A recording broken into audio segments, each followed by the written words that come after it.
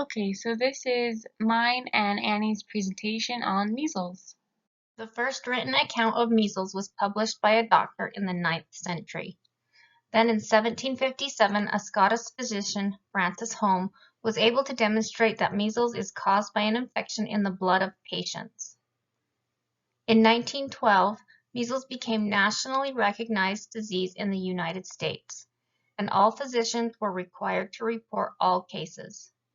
In the first decade of reporting, the average related deaths were 6,000 each year. In 1954, measles was isolated in blood sample and work began creating a vaccine. Then in 1963, the first vaccine was successfully created and licensed in the US. Typically, signs and symptoms of measles appear 10 to 14 days after exposure. Common symptoms include a rapid onset fever of 104 or greater, a cough, a runny nose, a sore throat, and conjunctivitis or pink eye. Rashes are also very common. A measles rash will have small red spots in tight clusters, and some of them might be raised. Oftentimes, the face is the first place that these rashes will develop. Koplik spots are the hallmark sign of measles. They are found in the mouth and are small, whitish-bluish spots surrounded with redness. Measles is a serious respiratory disease caused by a virus. When droplets are inhaled, it initially infects the respiratory tract's lymphocytes, dendritic cells, and alveolar macrophages. It then spreads to adjacent lymphoid tissue and disseminates throughout the bloodstream, resulting in viremia and spreads to distant organs. The initial inflammation leads to symptoms of coryza, conjunctivitis, and cough.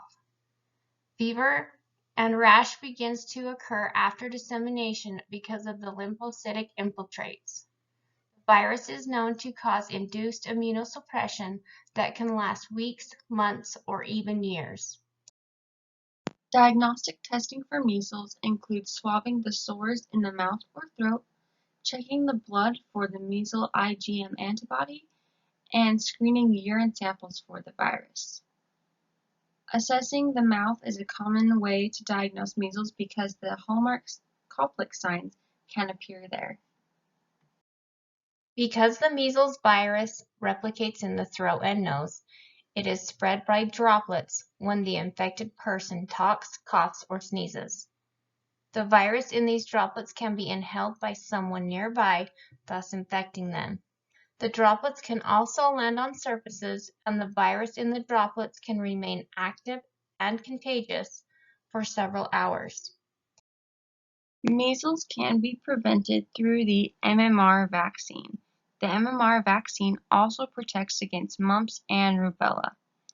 The MMR vaccine is given later in life than most childhood vaccines because maternal antibodies that transfer to the child from the mother can offer some protection from measles. These antibodies can also make the MMR vaccine less effective for about the first year of life. In the United States, 2 doses are required for the MMR vaccine. The first dose is given between 12 and 15 months, and the second dose is given between the ages of 4 and 6. If a teen or adult shows no signs of immunity, they should receive the MMR vaccine as soon as possible. At this age, they do not need a second dose. There is no specific antiviral therapy for measles.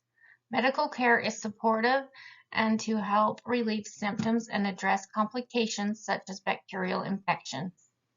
It is important to control fever, prevent and correct dehydration, and infection control measures including appropriate isolation.